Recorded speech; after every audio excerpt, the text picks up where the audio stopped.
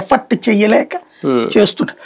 అది ఆ హాస్పిటల్కి అంత నమ్మకం ఉంది. మనం తిడుతుంటాం గవర్నమెంట్ హాస్పిటల్ అంటే మన దగ్గర కొంచెం బలుపు ఎక్కి డబ్బులు కొంచెం మనం ఖర్చు పెట్టుకోగలం కదా అన్న ఉద్దేశం. డబ్బులు లేనటువంటి ప్రతి ఒక్కరికి అది అక్కడే దేవుడు.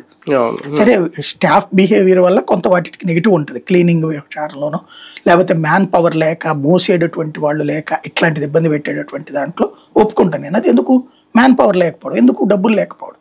అదే హాస్పిటల్కి డబ్బులు వస్తాయి. ఇప్పుడు ఆరోగ్యశ్రీ డబ్బులు ప్రైవేట్ హాస్పిటల్ ₹1,00,000 ఇచ్చేది వీళ్ళకి 50,000 ఇస్తాడు. 50,000 గవర్నమెంట్ హాస్పిటల్కి అదనపు ఇన్కమే కదా.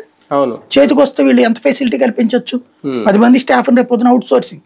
నిజంగా చంద్రబాబు గారు తెలివైనోడైతే కనుక ఇప్పుడు ఆ గవర్నమెంట్ హాస్పిటల్లో దీన్ని డెవలప్ చేయించి ఆయన లాంటి సాధ్యం కూడా చేయించి ఆరోగ్యశ్రీని అంతా గవర్నమెంట్ హాస్పిటల్లో ట్రీట్మెంట్ చేసేలాగా పెట్టించి అవసరమైతే వీళ్ళకి సంబంధించిన గ్రూప్స్ ఉంటాయి వాళ్ళ చేత 4 షెడ్లు అంటే ఏవి ఇచ్చేసేసి కట్టించేయచ్చు.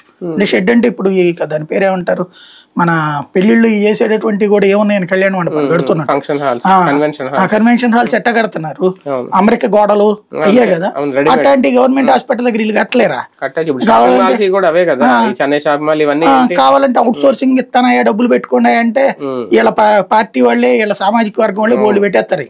అవి పెట్టేసేసి బెడ్కి ఎంత అని చెప్పి ఆ ప్రైవేట్ హాస్పిటల్ దానికంటే ఇక్కడే తీసుకుంటే వీళ్ళకి ఒక 5,000 రూపాయలు బెడ్కి ఇస్తాం, లేకపోతే నెలకి ఒక్కొక్క బెడ్కి 25,000 ఇస్తానన్నారు కూడా. ఇప్పుడు మనం ప్రైవేట్ హాస్పిటల్ ఎంత ఉంది బెడ్ పర్ డే? 3,000 రూపీస్.